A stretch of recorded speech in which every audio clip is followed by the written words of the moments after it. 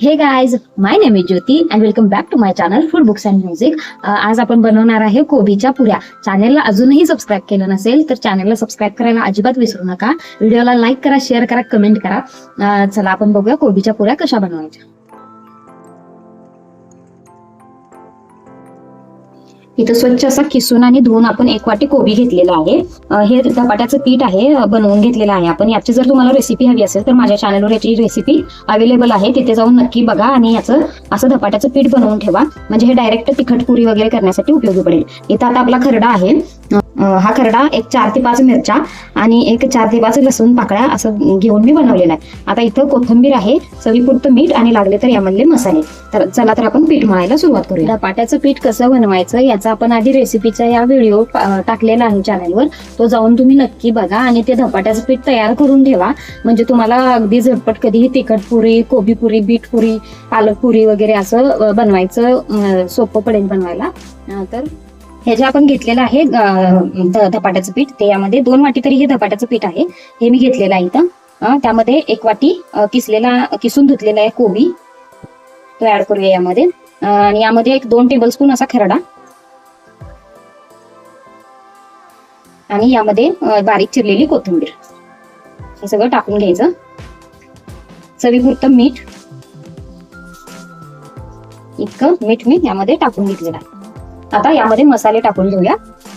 त्यामध्ये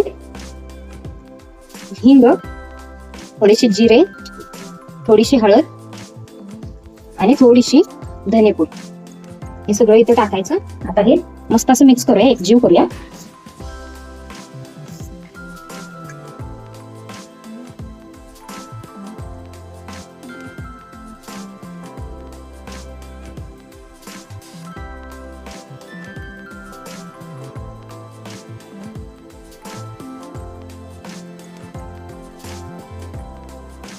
हे बघा, आपलं इथं पीठ मळून तयार आहे. आता याला 10 मिनिटं भिजत ठेवू आणि याच्या पुऱ्या बनवू. आपलं पीठ 10 मिनिटं भिजलेलं आहे. आता त्याच्या आपण पुऱ्या तळून घेऊया. त्याआधी मी एक तुम्हाला टिप देते. माझ्याकडे ही अशी लोखंडाची कढई आहे, यामध्येच मी काहीही तळायचं असेल तर यामध्येच मी तळते. जर तुम्ही साध्या भांड्यामध्ये किंवा आपल्या अल्युमिनियमच्या किंवा साध्या भांड्यामध्ये कोणत्याही तळलं तर त्याला ना असं तेलाचा थर बसतो आणि ते कितीही घासलं तरी निघत नाही. त्यामुळे तुम्ही ही लोखंडाची कढई वापरू शकता, ज्यामुळे तुम्ही काही यामध्ये तळलं तर ही खराब होत नाही, ही अशी चांगली राहते. आणि लोखंडाच्या भांड्यामधलं खावं म्हणजे ते पौष्टिक असतं आपल्या शरीरासाठी, त्यामुळे मी ही कढई लोखंडाची वापरते. चला आपण आता पुऱ्या तळायला घेऊया. इथं मी असा तेलाचा कागद घेतलेला आहे आणि हे आपलं जे भिजलेलं पीठ आहे त्याचा एक असा छोटासा गोळा घ्यायचा. जे आपण कोंबडी वडे वगैरे बनवतो ना, तसं बनवलं तरी चालेल. हे लाटता येत असलं तरी तुम्ही लाटलं तरी चालेल. इथं आपण तेल तापत ठेवलंय, हे तेल गॅस मोठा करून मी असं हे थापून घेते.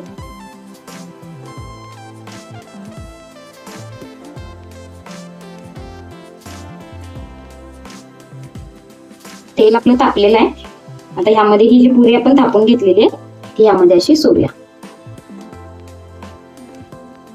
आता दुसरी अशी पुरी मस्त अशी थापून घ्यायची.